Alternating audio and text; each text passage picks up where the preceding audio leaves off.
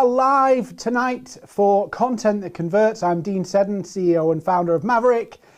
Wherever you're watching, Facebook, LinkedIn, YouTube, and wherever else you're watching this, welcome. Please let us know in the chat where you're joining us from.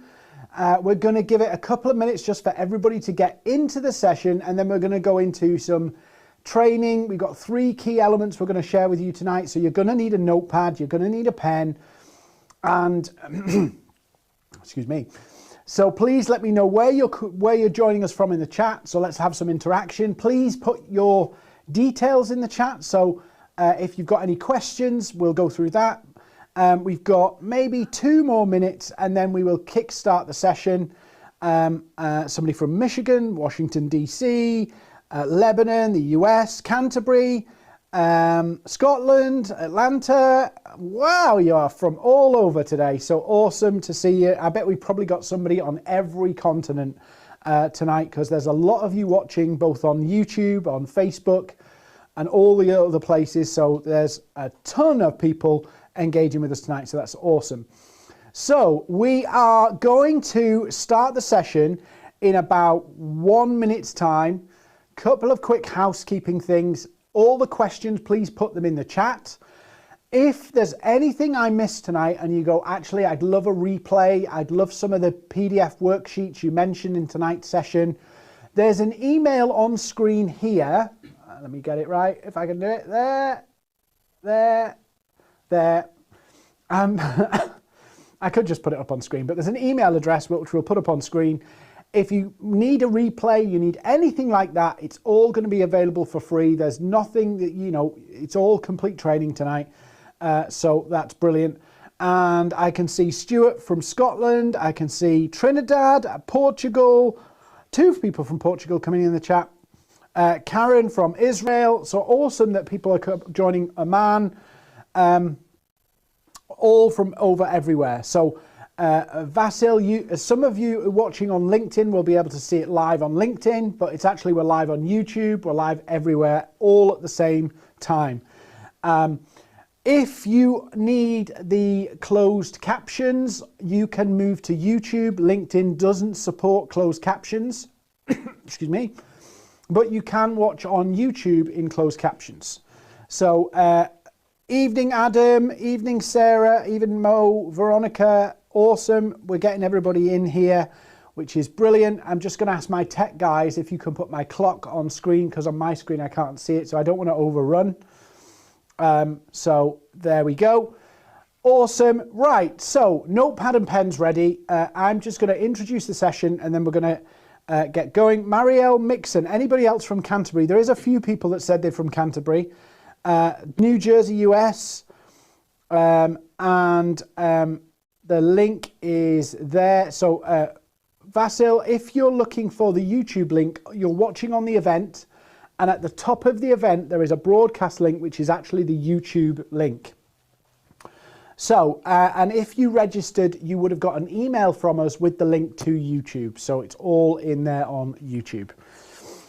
Brilliant. So thank you everybody for joining. We're going to crack on to the session and we're going to start moving through these slides. Now I've got a lot to get through in an hour, so please do pile up your questions in the chat and we will dig into them as we go. I'll flick back to the chat as we go. So if you've never been to one of our sessions before, we are a social selling, training and consulting company of which Content is a part.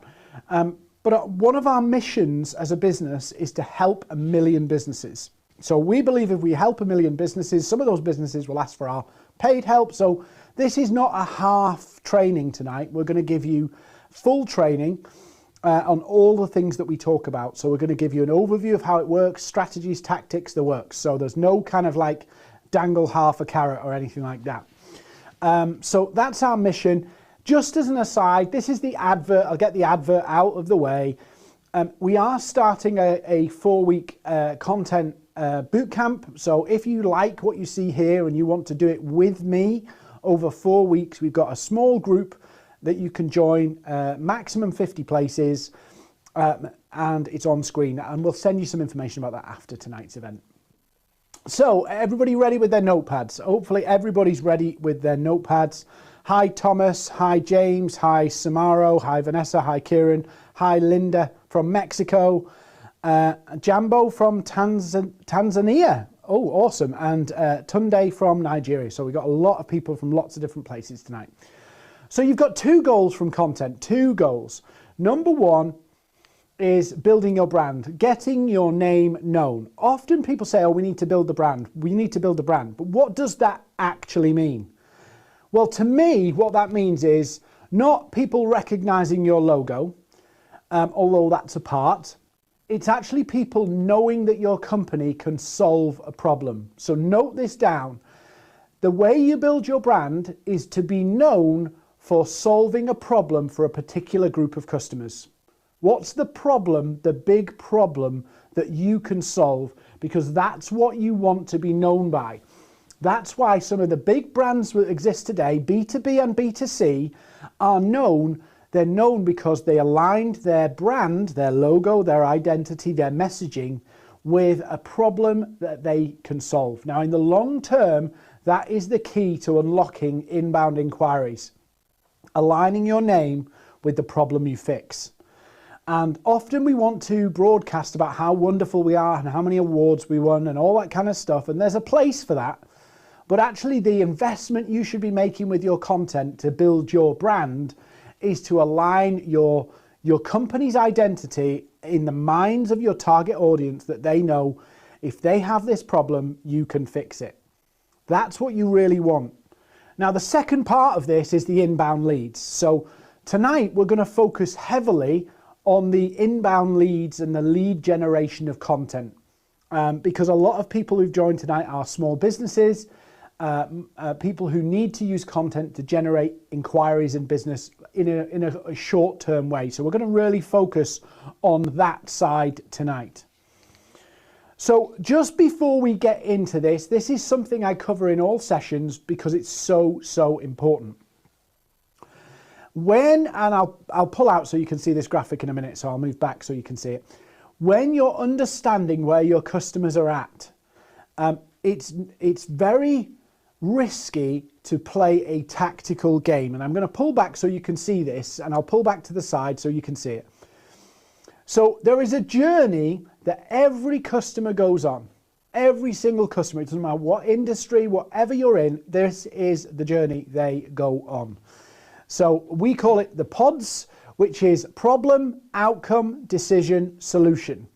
In other words, people go from problem aware to wanting to buy something. That's the simple. They've got a problem, they realize they've got a problem, and they want to buy something. Very, very simple process that people go through. Now, if I just give you an overview, it'll help you understand how people are thinking. So when people are at problem aware stage, they're fed up, they're frustrated, and they realize something's not working the way it should be. This is really, really important if you want to leverage content, because if you gloss over this bit, you will end up producing a lot of content that does nothing for you. So you really need to grab this piece here. So when somebody's problem aware, they're focused on their current reality, the challenges they've got right now, and the frustrations. The next stage they go into is they look and pursue a different outcome. So let me just put it into very simple terms. Customer is fed up with low web traffic. Yeah, they're not getting inquiries through the website. Very negative, very problem focused. Then they go to outcome. So the outcome stage, and this is where they want something else. They want more leads, they want more inbound inquiries, more web traffic, they want higher traffic numbers, they want to lower the bounce rate, whatever those are. Andrea, I'll answer your question in a minute because you make a good question. What if they're not problem aware? And I'll answer that in a second. Then you've got the decision. Now, this is not the decision to buy something. This is the decision we're going to change this situation. So this is where they go, let's Google, let's figure out how do I get more traffic on my website? How do I grow leads? How do I get more inquiries? How do I convert more customers from my website? How do I increase my e-commerce sales? Those are the kind of thought process people go through. And as they're Googling and researching and reading content that people are putting out there, as they're reading and browsing through social media, looking at things and coming across things, they decide to crystallize or formalize or form an opinion about the best route to fix their problem. So for an example, if you've got low traffic on your website, you're not getting any leads, all of those things, then you want leads, you start to Google, how do I get more leads? You come to the conclusion, you might have read a load of articles, a load of things on Google, a load of things on Quora, you search social media, seen some ads, and that will reach the conclusion that actually we need SEO. We need SEO on our website, and that's the conclusion that people reach. Decision to change, SEO. Once they've made that decision to change, they're fixed on the solution. They know they need SEO. So if you come at them with Google ads and all of that kind of stuff, you go, no, we don't need that. We need SEO. And then they go to the market to look for SEO providers. That's where your Google search comes in. SEO Place London, SEO Brazil, SEO Israel, SEO Jerusalem, all of those things. That's where people start to search. The more your customers go through this process, the more they fix on the solution, the fix on their chosen solution, and the more competitive and the more aware they are of what the market has to offer. So what happens is the buyer becomes more transactional. So what do I mean by that? I'm going to answer Andrea's question in a moment. As people get further and further to the right, they start to become more savvy about what they want, the criteria they want, and also it will be a more competitive process for your business. Just the simple facts of the matter. The extreme is that they would go out to tender. So this is how it works. They would have an extreme of solution and going out to tender. So Andrea asks a really good question. Mary, you don't need to worry about search engine optimization. It was just an example of what I was going to share. Andrea asked a really good question. What if my prospect is not aware of their own problem? And Andrea, I'm going to say this as a northerner who has as much tact as a peanut, but I'm going to tell you this most human beings aren't fully aware of the problems that they've got. Most businesses aren't fully aware of the problems they've got. What happens, what human beings tend to do, is they zero in on and they focus in on the symptoms of their problem. So if I'm Mr. Prospect and my website is not performing, so I've got a rubbish website, yeah, I don't want to address the fact that my website's rubbish. I might not even think that. I might think it's the best thing since sliced bread. I'm not aware that my website, the fundamental problem is my website. I'm not aware of it. I don't get it. I don't understand it. I'm an uneducated buyer. So what I will do is I will look for the tactical solution. I will try and treat the symptoms. So, topical way of thinking about it. If I've got a cold, I'll buy tissues for a runny nose. Yeah, I won't try and get rid of the cold. How do we get rid of a cold? Well, we turn the heat up, we kind of try and fever it out, we try and take paracetamol, but most of what we do with a cold, there is no fix for a cold, we just treat the symptoms. So if my website is broken, it's poor performing, Google hates it, and I'm wondering why I'm getting no traffic, why people aren't staying on my site, I'm getting no inbound inquiries, my first thing, my instinct is to go, I want more inquiries, I want more traffic, I want people to stay longer. And so we will try and treat that symptom. So we'll go, can we get Google ads? Let's promote the website on social media. Let's do all those things to try and lift the traffic up to get more leads. But the fundamental problem is the website's rubbish. Yeah, Google hates it. It's built the wrong way. It's structurally wrong. It doesn't have all the right things in the right place to make it work well. That's the problem with a website. So if you say to that prospect who's not problem aware, do you need do you need a new website? You know they do, but they don't know that they do. They probably resent the fact that they spent ages building this one and it's done nothing for them. So they go, why should we spend any more money on a website that doesn't seem to work? We've got a website, we just want more traffic. So you go to them and say, we can help you build a new website. And they go, we've got one. So every customer, to some degree, every prospect is not problem aware. They're symptom aware. So your problem and their problem is different. Their problem is actually a symptom of the real problem. But if you go to them with the real problem, your website's rubbish, they'll probably ignore you because they don't want to sink more money into a website given that they've not got much out of it so far. So hopefully that makes sense. Yes, so Anthony's put here, a good point, you'll never make a dime offering people what they need. You have to give them what they want. Customers often want something. You have to show them why your process helps them get that. And I'll show you that in a minute. But the highest converting content will be content that speaks to the pains and the challenges, the frustrations and the goals of your customers. So if you go and have a look at your own content right now for a minute, just flick off the screen. I shouldn't say that in the middle of a webinar, but it's important that you do this. Go look at what you've posted on social media. Go look at what you've posted on your website. Where in it does it speak to the pains of your customers? Because if you don't do that, you won't get their attention, you won't hold their attention, and you won't be able to join the dots between their journey of, I've got this problem, how do I fix it? You are the answer. And I'll show you that as a diagram in a second. So what are some of the key elements to making content that converts? And let's look at this. We've got 3 sections I'm going to cover. And it's pretty chunky, so I'm going to go at a pace. So if you want the replay, if we can put the email a bit bigger on screen, guys, that would be brilliant. And then if you want the replay, because we're going to go through this pretty quick, please do email us and we'll send it to you. Okay, so I've also got a worksheet here, so we'll leave the email up for this because if you need this, this will help you. Forget your product for a minute. Park your product. Yep. Think about it like this. Somebody buys your product or service. Let's not focus on the product or service for a minute. But somebody buys it. What's the benefit they get?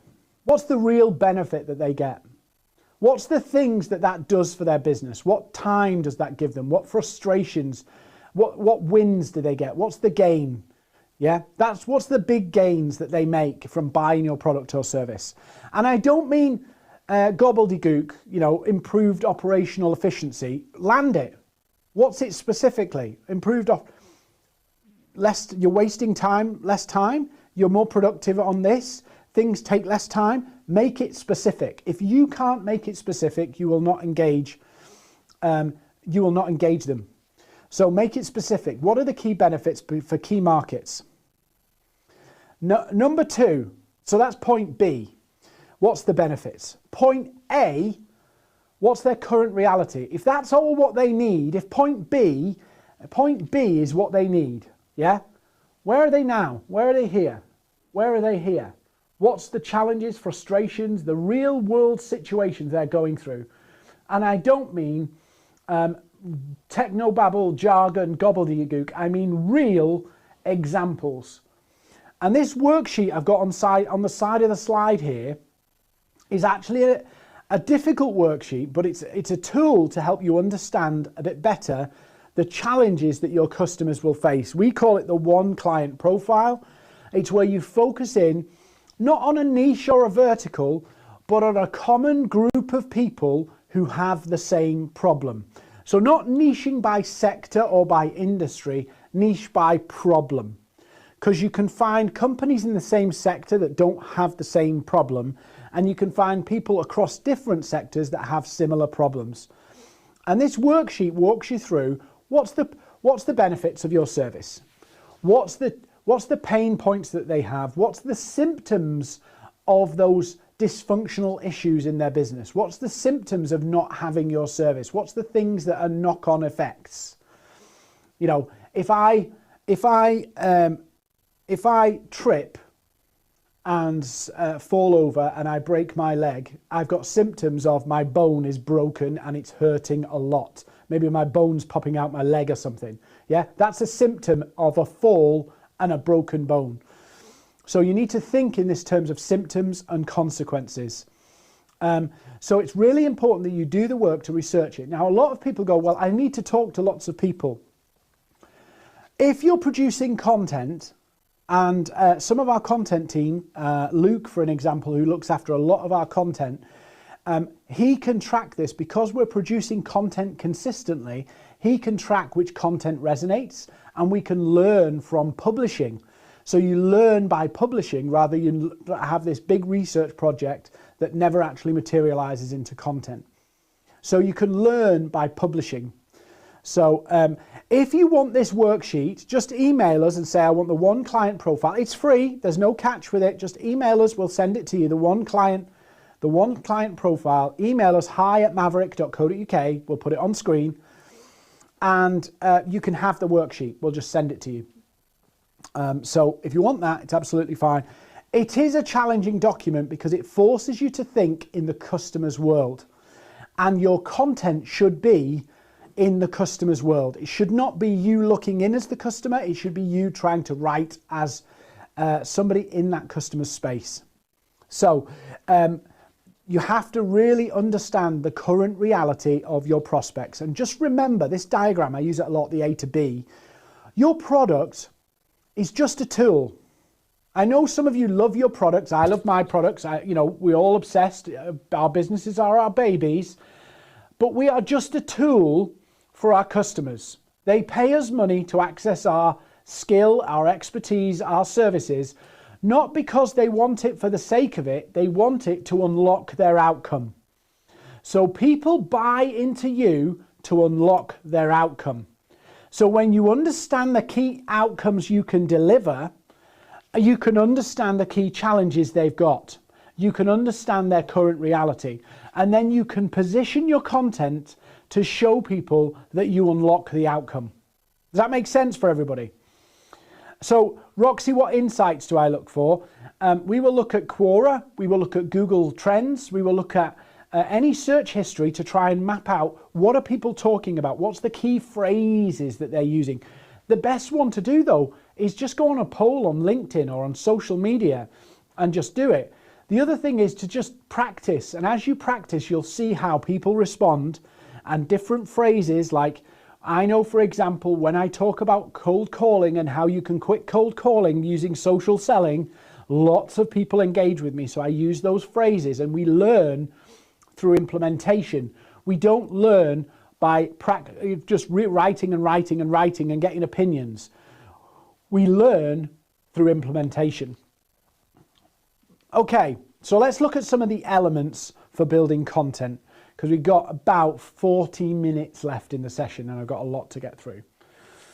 So the first thing is, if you're going to build content, how do you structure it? Now, some of you, depending on where you are, well, in fact, it doesn't matter where you are, whether you're doing video content, blogs, social media posts, whatever it is, one of the big cardinal sins you'll commit is do too much with one piece of content. What you need to do is break down your content into smaller bite-sized chunks, little snacks of content. What you might do is, because you're probably more experienced and you've got a level of expertise higher than your clients in what you do, you will dismiss a lot of your own knowledge. So things that you take for granted, things that you understand and think like common knowledge, you will brush over, but could be incredibly useful pieces of content for your business. Helping Hand Company, I'll answer your question in a second. So you will brush over things that actually could be really powerful pieces of content you could leverage. So I'll give you an example. In our social selling content, we would like to go, well, let's give this big piece of content because we think it's valuable. But we miss little things like, how do you get the best connection rate on LinkedIn? How do you get a connection rate above 60% on LinkedIn? That's a blog. That's a video. That's a post. How do you protect your privacy on LinkedIn? That's a blog, that's a post, that's a video. How to find your target audience on LinkedIn? That's a blog, that's a post. What is Sales Navigator? That's a blog, that's a video, that's a post. But in our area of expertise, we might dismiss some of the bigger the little bits of nuggets of knowledge that we've got that feel insignificant to us, that could be incredibly valuable to an audience that perhaps don't know as much as us. So it's really key. You think about your content and go, let's not lay this massive all-you-can-eat buffet. Let's create a series of snacks. And this is where the taste model comes in, because this is really useful in terms of creating engaging and interesting content on an ongoing basis. So taste is teach and educate, number one. So what can you show people? What can you explain to people, like a concept or a strategy? Why do people love account-based marketing? That's great benefits of account-based marketing. What is account-based marketing is a good one. What is social selling? Then actionable advice. 5 important things to do if you want to social sell. Yeah, 5 LinkedIn tips to prevent you getting banned. Actionable advice. The next one, how you solve pain. These are really important in terms of lead generation. If you can articulate the pain well, and I'll show you a method of doing this in section 3 that we're going to cover tonight. Solve pain. People want to know how you can fix a problem. They don't want to know all the time. Yes, they want case studies, and we'll come to that next. But they actually want to go, if you've got this problem, this is what it's like. Diagnose the problem like a doctor. You are effectively you fix problems for clients. That's what you do. So you diagnose the problem in content.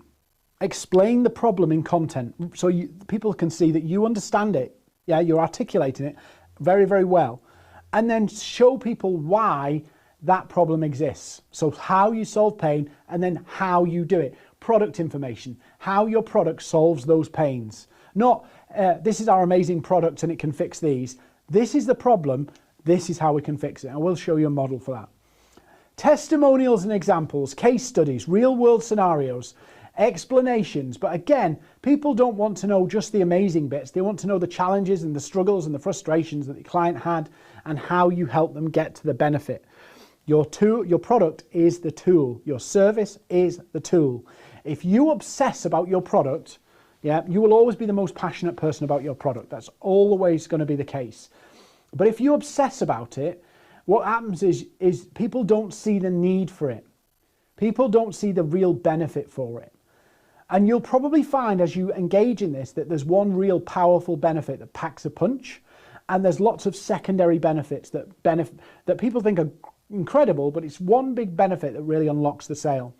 And so as you produce content, you can learn from it based on how it rises and how it falls, whether you put it on social media, whether you put it somewhere else. The final thing, and this is really important, whether this is social posts, whether it's videos, whether it's blogs, whatever it is, emails, they've got to experience you and your personality. If it's your social profile you're using, they've got to know a bit about you. There's got to be a mix of you in there. It's got to feel like they're engaging with a person. Your brand is a person too. What's the experience? How does the brand talk? And I don't mean just tone of voice here. I mean how you express yourself. What are you going to say? What's the things that you think's important? What's the other aspects to the business? What's the fun side of it? What's that about? If you're just corporate, you switch people off. You switch people off. Even the most corporate of people, you will switch them off if you're just corporate, because you'll be bland. You'll be the same. You'll be samey. So again, taste is really important. Somebody's asked here, I'm just looking at the question, what do you do when your product serves B2C and B2B market? You can't, it's about the problem. It's not about the market, it's about the problem. So if you can find common problems across sectors or B2B or B2C, it's absolutely fine. The wording takes a little bit of work, but actually it's just about the problem. If you focus on the problem, you get the attention. It's so simple, this. In fact, most people make it more complicated. It's just the problem. If you can fix something for a customer and that's valuable to the customer, if you talk about that problem, you will get the attention of the customers. Okay, so the other thing we're going to go into some more mechanics here. And again, there's another little sheet here we can send you. This is just some headline sheets. Whether it's LinkedIn posts, Facebook posts, whether it's blogs, whether it's videos, headlines really do matter. And we've just collated a ton of different headlines into a spreadsheet.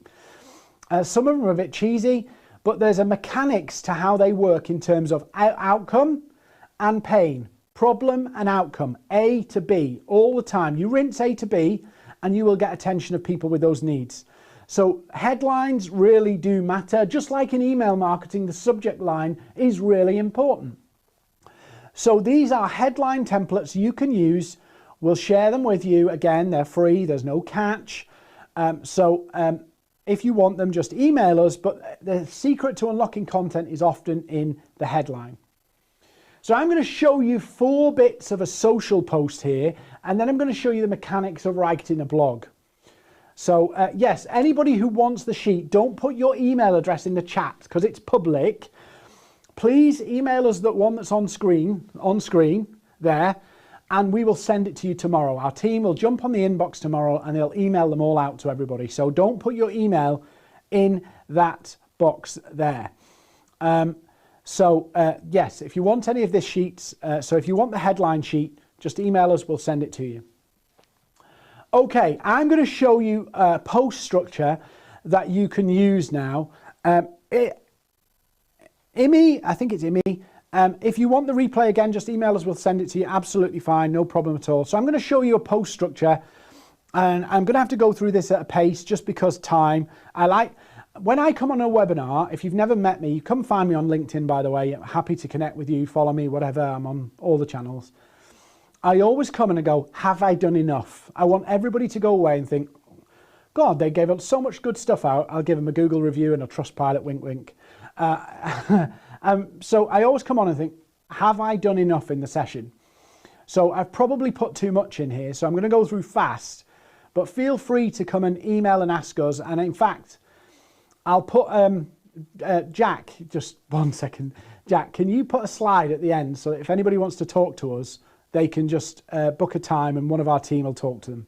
I know there's a lot of people on here and I've probably just created a massive headache, but we'll do it for free. It's summer. We need to all relax. Hopefully we're living with COVID, so I'm feeling in a good mood.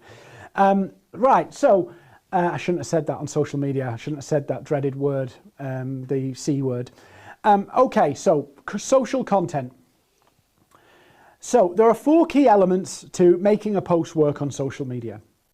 So there's stopping power, there's structure, there's staying power, and there's the engagement. Now, this is all slightly different on different channels, but I'll give you the overview of how this works. So curiosity is always going to be your best friend, keeping people interested. If you give people too big of a lunch, they get over-faced and withdraw. If you go to a store and as soon as you walk through the door, a salesperson comes up and says, "Hi, can I help you?" I always retreat. So curiosity is powerful in drawing people in. So we use curiosity to create stopping power. What do I mean by stopping power? I mean getting people, I don't know where my phone is, getting people to stop scrolling in their social media feeds. Social media is the cheapest piece of organic traffic you'll ever have. So the first job we have to do is to get people to stop scrolling through their feeds. So stopping power is absolutely critical. So some quick tips on this. Stopping power. Curiosity in the lines at the top. So you can see up top, Jack, if you want to pull this full screen, you can see up top here that I've got curiosity, and on the top of my post there, You've got social selling doesn't work in my industry. What a load of crap. I'm a bit provocative with it. You don't have to be that provocative. But the idea is I'm getting people to go, "Ooh, what's he talking about?" Why? So they stop. Then we've got the image and the visual. By practicing, by learning, I know when I'm trying to attract salespeople, I use a picture of Leonardo DiCaprio. Wolf of Wall Street seems to get their attention of salespeople. So I've used an image that's relevant to my target audience. I've not used stock, by the way, because we now spot stock and it puts us off. So I've used a visual that gets the attention. I've also made the media square, so it takes up more space, so it's harder to scroll. On LinkedIn, you can actually make them a little bit bigger. You can make them 4x5 portrait, just to get people to stop. You can have the most amazing blog, you can have the most amazing piece of content, but if you can't get people to stop, just like subject lines on emails, just like headlines on blogs, all of that content is a waste of time. So stopping power is an important factor in what you put out. Stopping power can make the difference between getting, say on LinkedIn, 200 views and 20,000 views. Stopping power. Can you get people to stop scrolling? The second one is structure. Now, you don't have to copy my structure. There's no actual algorithmic benefit to my structure. But the reason I do it this way is because on a mobile phone, it's easier to scan read. Human beings scan read, and big chunky paragraphs make it hard for people to keep track.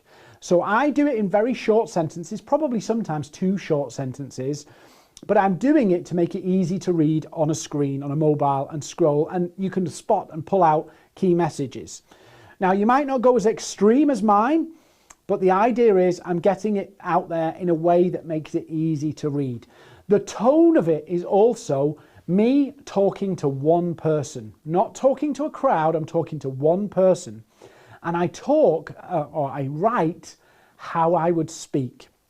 I write how I would speak. So it's short sentences. That's a really simple way to post and structure it. Don't be afraid to labor your points. Sometimes laboring your points in content is really, really powerful. Then I've got staying power. Now this is different again on all social media channels, but I'll focus in on the LinkedIn element here. But staying power is about, can I get people to click that see more and stay a bit longer? Pretty much every social media channel will reward you if you get people to stay longer. So on LinkedIn, polls do very well, PDFs do very well. Anything that gets people to stay longer, i.e. not minutes, not hours. It's like if the average is 4 or 5 seconds, can you get them to stay for 10? And you might, 10 seconds, you'd be surprised how much impact you can have in 10 seconds. You'd be surprised how much a difference you can make in terms of landing your message with somebody in 10 seconds.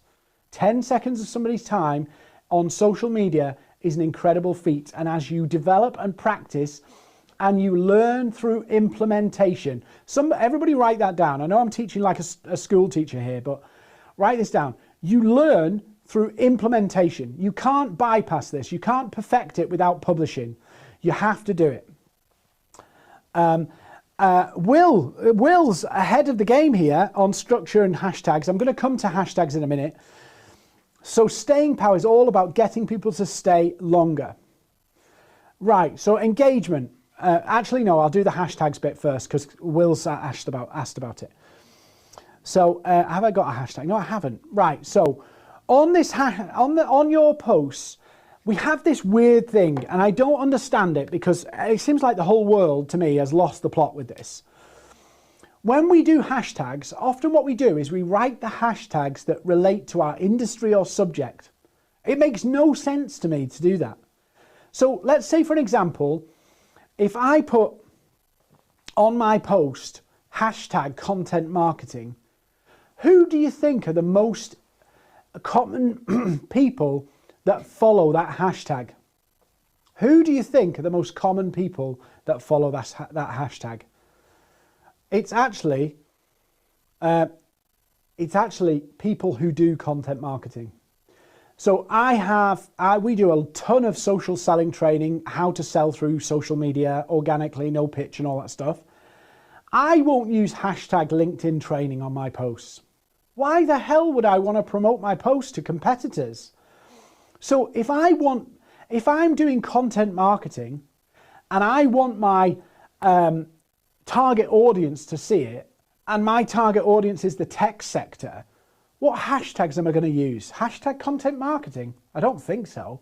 I'm going to use hashtag technology, hashtag cyber security, hashtag something else. So use the hashtags that your customers are most likely to be following, not the hashtags you and your industry are likely to be following.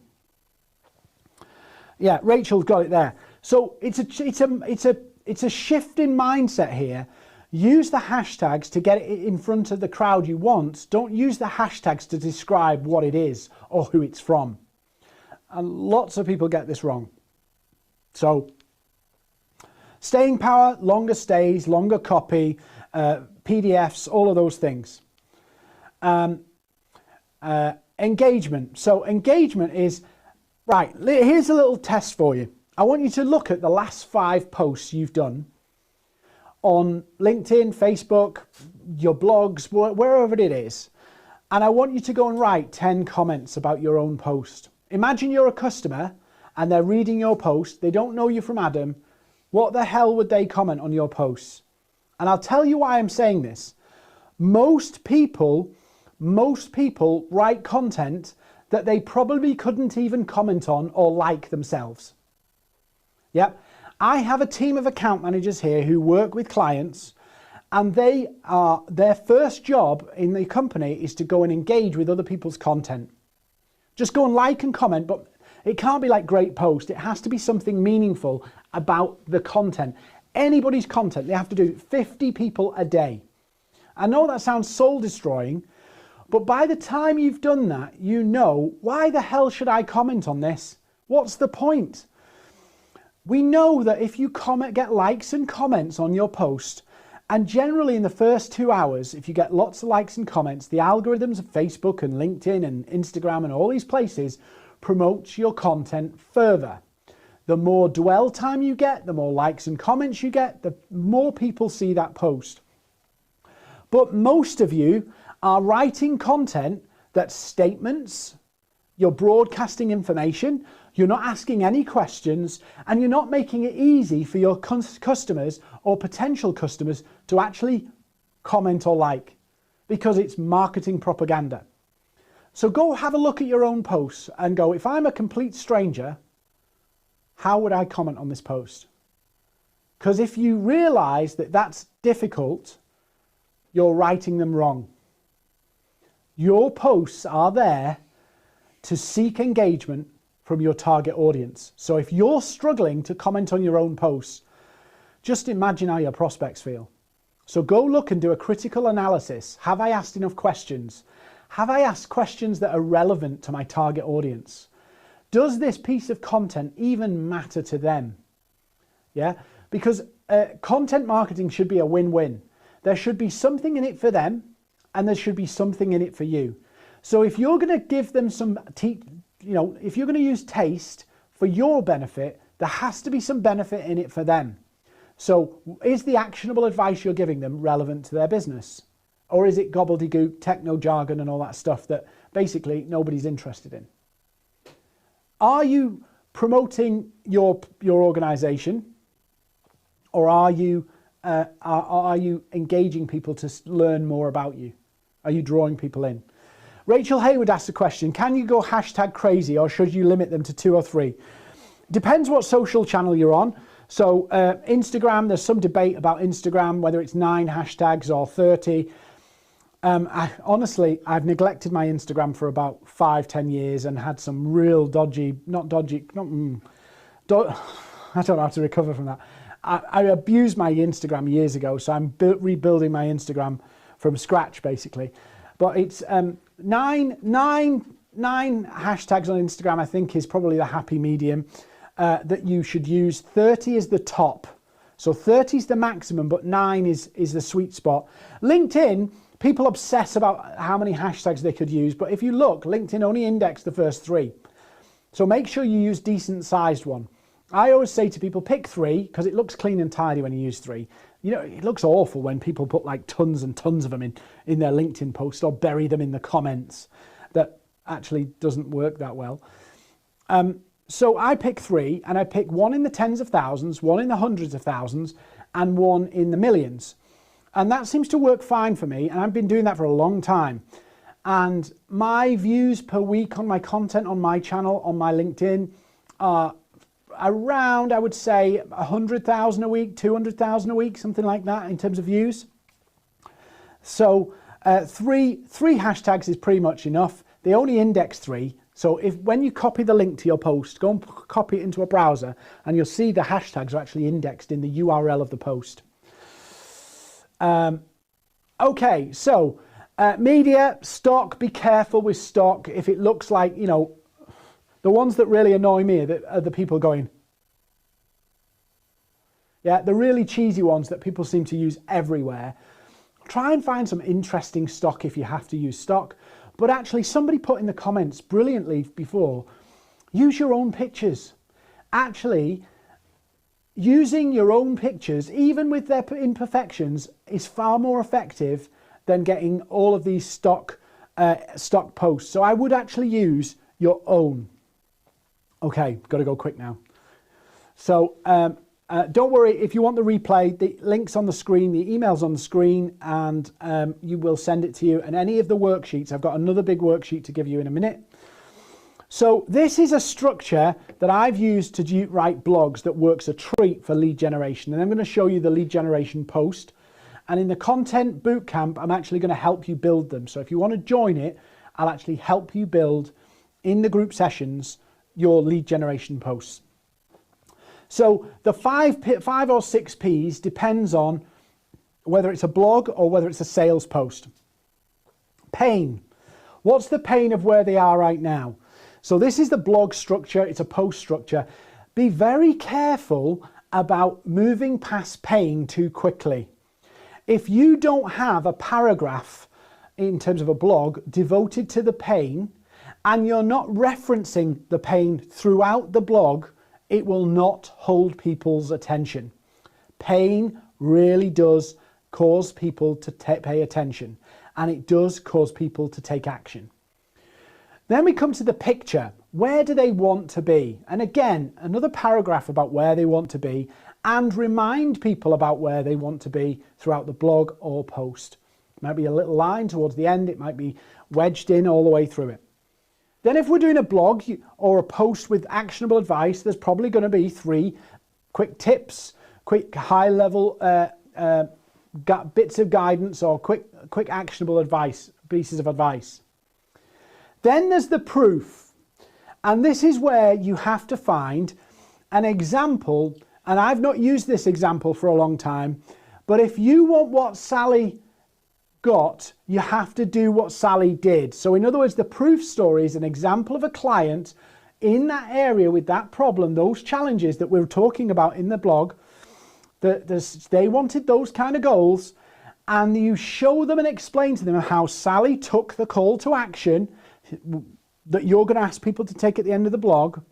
You're going to ask, Sally took the action, and if you want what Sally got, you have to do what Sally did.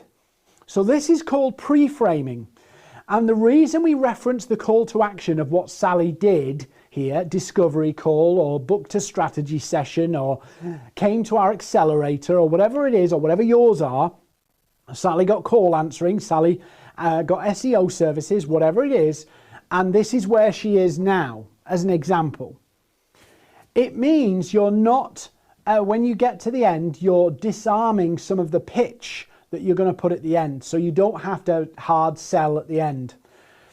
So the proof is about explaining to people, if you've got this problem, you want this outcome, if you do this, this is what's happened for our other customers. Has to be true, of course, has to be real, otherwise that's dodgy, has to be real and valid.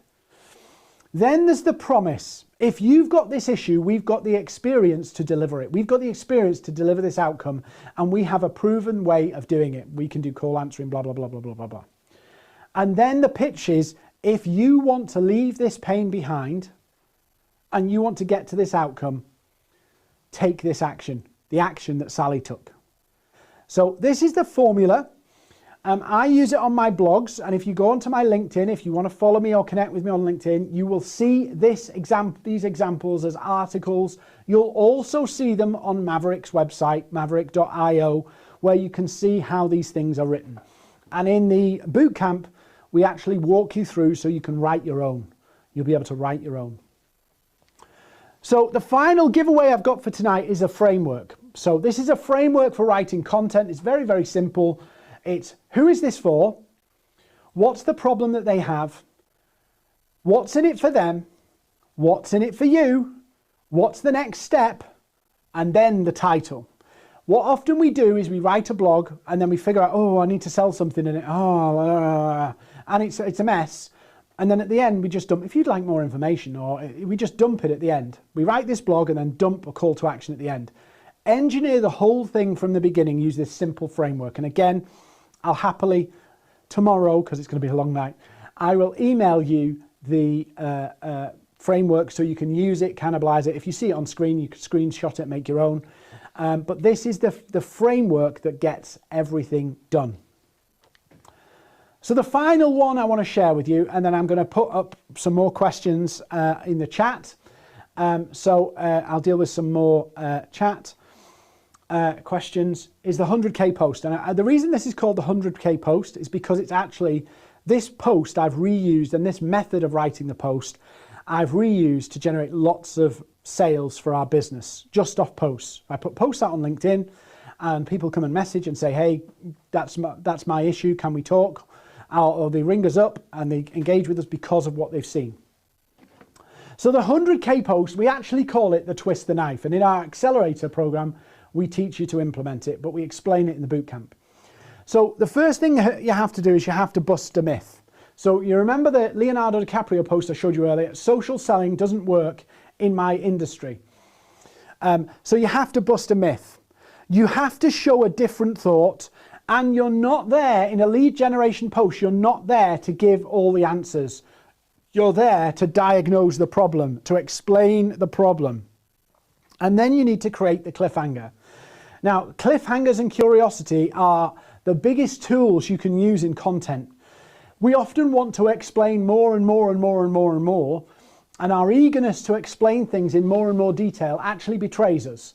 Because what happens is we give so much away, they don't need to talk to us. They don't need to fill in that form. They don't need to make an inquiry. They don't need to request more information.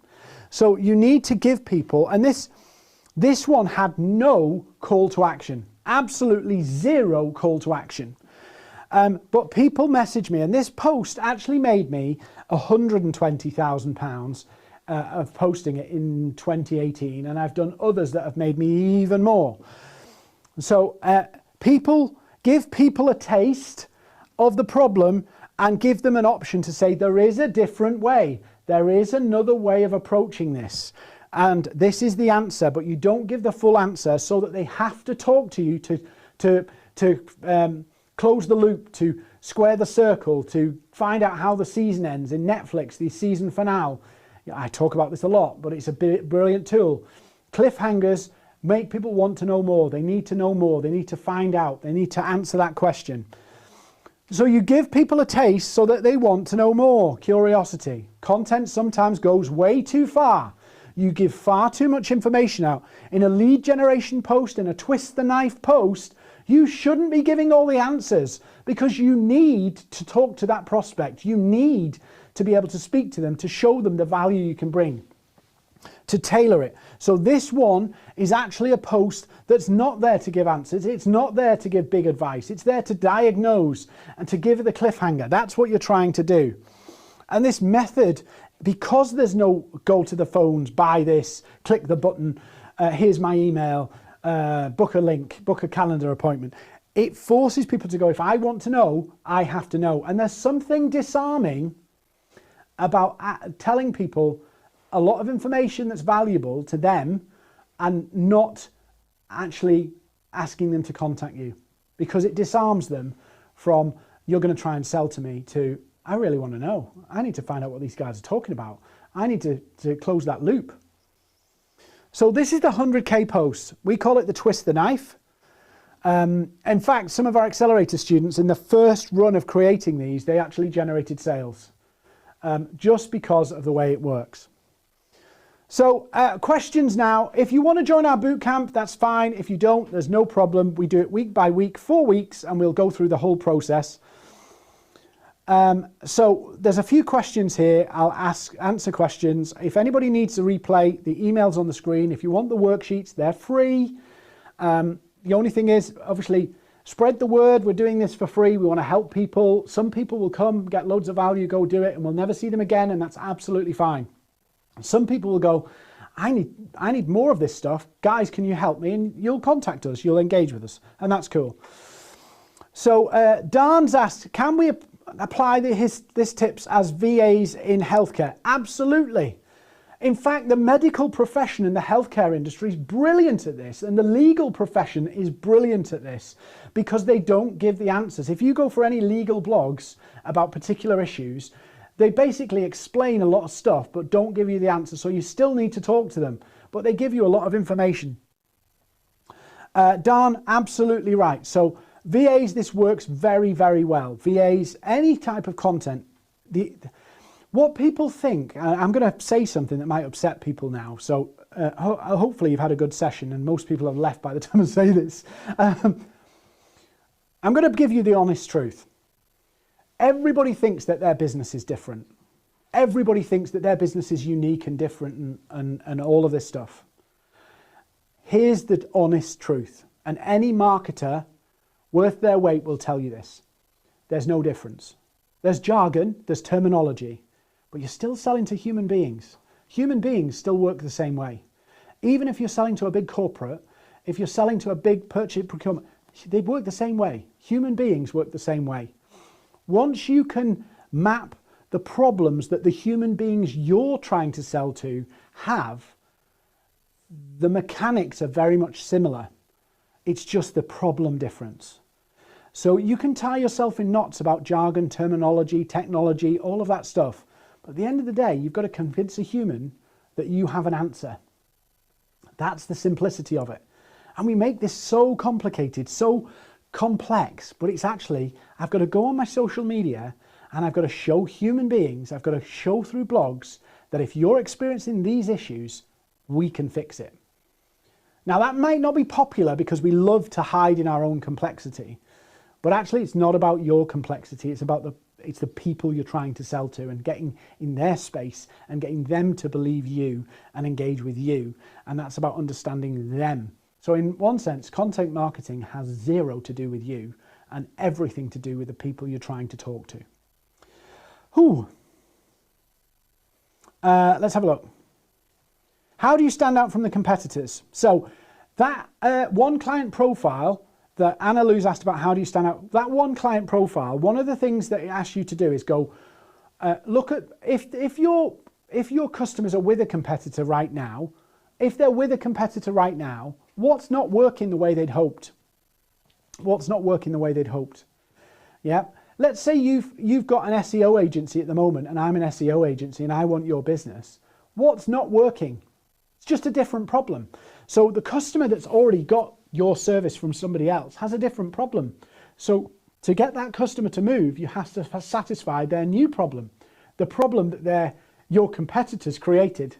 What's the problem that your competitor has created for your customer that you can solve? So it's the same thing. All you have to do is look at their current reality, look at the benefits that you've got to offer, and that's how you find the standout difference from your competitors. LinkedIn user, I can't see. A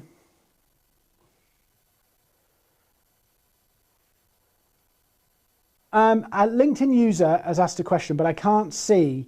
Maybe Jack, can you put it up on screen for me about a speech disability? I can't actually see the questions, the person, so I'll put it up on screen. My view is this. You are who you are. Yep. I understand the concerns you have about your speech disability. If you feel comfortable doing it, own it, be proud of it. Yeah, it's easy for me to say this, but I would rather deal with you authentically as you are than you hide it or you avoid it. Now, it's up to you how you feel comfortable with it. But if anybody's going to be put off by that, you probably won't want to do business with them anyway. Humans speak to humans. Yeah. And if you're good at what you do, that's all that matters. Get out there, share it. It's up to you. It really is up to you. But I wouldn't see it as a barrier. I don't know what your speech disability is, and I don't know how you feel about it. But what I would say is if it's not an obstacle for you, be out there, own it, and be proud of it. Because there's something uniquely attractive about people who are comfortable in their own skin. And people who are authentic to themselves. It's really incredibly attractive to clients and to people and to human beings when they see somebody who's comfortable in their own skin. So if you're good with it, go for it. And I'm more than happy, by the way, LinkedIn user, if you want to message me privately to have a conversation with you and help you. You know, I'm not trying to sell you anything here. If you message me, just say it was you, and we'll have a conversation, and I'll talk to you because I think I want to help. So message me privately, tell it was you, and we'll jump on a call and I'll walk you through that because I really want to help you because I don't think it needs to be a barrier.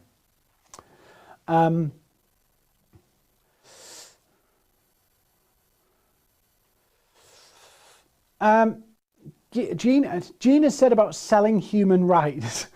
The way I worded Gina, the way I saw that, then I was like, what? Selling humans I saw first. I was like, ugh.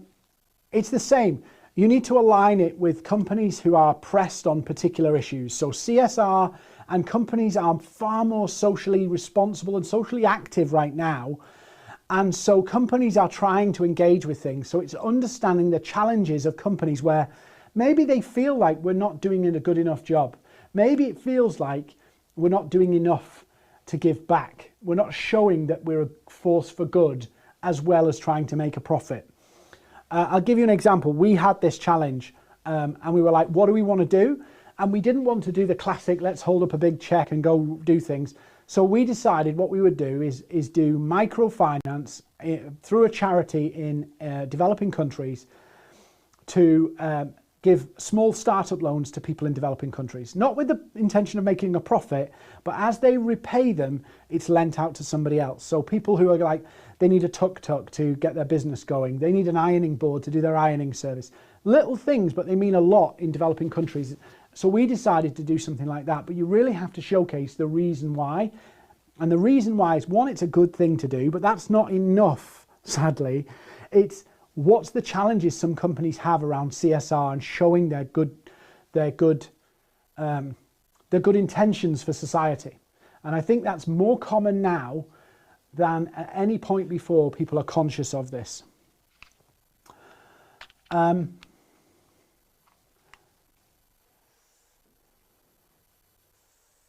Yes, Rachel Hayward. Subtitles, absolutely important. So LinkedIn doesn't support live subtitles, and this is live. So we put it on YouTube where you can flick them on. It's frustration, but that's why we do YouTube as well. Any tips for a headhunting company? Ilya Martinez, I don't know what country you're based in, whether you're UK or elsewhere, but we are going to go through, as a world economy, a shortage of skills. So even down to less skilled roles, there's going to be a demand for this, and companies are going to need talent. They're going to need people. And I think for at least the next couple of years, we're going to go through a phase where companies are going to have to find and recruit people who are currently not looking for work. They're going to have to coax them away from other jobs with more money, better terms, all of this stuff. So I think that that's going to be a big thing. And loads of businesses I know are struggling to recruit despite growth, which is fascinating given what we've been through for the last 18 months, that companies are struggling to find people to fill jobs. Yet so many people have lost work through the process. Dan, rebuttals and rapport. Social selling is the best thing for rapport and rebuttals, because if you social sell, you won't get rebuttals, you'll answer them. And our worksheet I shared with you earlier, the one client profile, actually challenges you on what they're going to be. So what's going to be the objections? What's going to be the things that they'll say, oh, we've done that, we've tried that, it didn't work, this didn't happen, blah, blah, blah, blah, blah, blah. So that you can understand your message and your challenge for the client, the benefits to your clients in the context of how they could say no, how they could say we've done it before. So it's not just about going, hey, we've got this amazing thing, or have you got this problem, come talk to us. It's actually about understanding, what have they already tried? What's failed? What could they have gone wrong? So that you can be ready for it.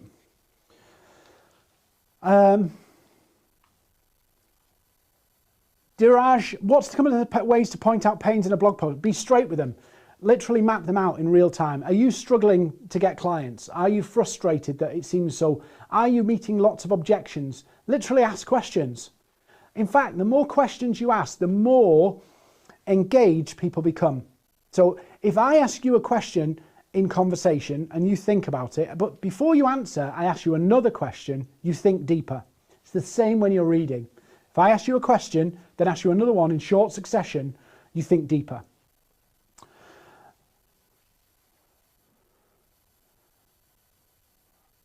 Any other questions? Because I need a drink now, my voice is nearly gone. I've not done a session for 2 weeks, so I do them every week. We have a session every week. So next week we're doing selling on LinkedIn. So next week's selling on LinkedIn, and we're going to go through a whole social selling training session. So if you want to join that, go to Eventbrite, go to our LinkedIn company page and opt in for the invite. The other thing I was going to say is, if anybody's come on tonight's session and they go, I'd love to just pick somebody's brains for 10 minutes. You know, yes, we'll tell you about our products and services, but we'll actually give you some tips too. So if you want that, we'll send a link round to anybody who asks for it, or email us and say, look, I'd love to pick somebody's brains for 10 minutes. They'll jump on a call with you and they'll help you unpack this intense training. I feel like I've run a marathon doing tonight. They'll unpack it for you with you on the call. If there's a fit for any of our products, we'll tell you about them, but we're not going to hound you or anything like that. That's not how we work. Rachel, final question. So Rachel's asked, what's your opinion on paid content? Rachel, it depends what you mean. If you mean like PPC, I have a view. If you mean like paid as in sponsored content on websites and things like that, I think leveraging other people's traffic is always good. Leveraging other people's traffic is always good. What I think is dangerous, and I really do think this is dangerous, is if you build your business model on ads. I don't mean using ads, I mean building your reliance on your day-to-day core revenue from ads. It is dangerous. So if you're using ads as a core way of getting clients, you need to address the fundamental issues of how do I get more people to know about us organically. The reason I say this is Facebook, Google, all of these channels are changing their terms on ads all day long. Yeah, all day long they're doing it. You can't control what they're doing. So you need to build a mix of stuff. We use ads, but it's a section. It's not the whole thing. So I think it was Rachel said, a new startup, yes, I would kickstart it. But realistically, the best way to do it, my view is, I'll tell you actually, when I started Maverick, there was no money for ads. Yeah. I just posted and posted and posted and posted and posted and posted and focused on building relationships through social selling. That's all I did. Post. And engage with prospects, drop them an email, all kind of low-key stuff. All the stuff that people go, oh, there must be a faster, quicker, better way. And all those fundamentals of organic still work. Despite all what's happened, all of the innovations, they still work, and you can predict them like clockwork.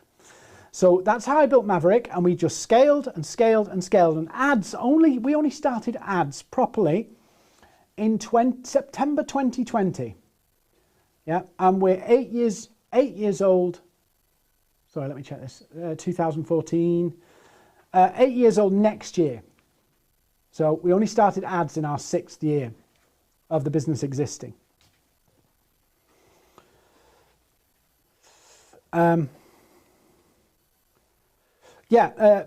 Joyce B's just said to Fred, you should absolutely repurpose the content in the format.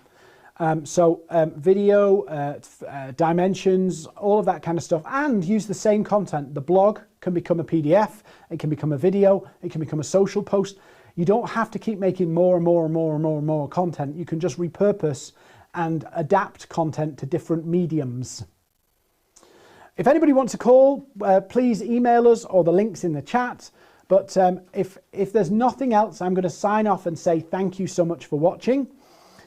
Please, wherever you're watching, come find me on LinkedIn, follow me on LinkedIn, follow the company page here. If you've got value and you're watching on LinkedIn, give us a follow, that'd be awesome.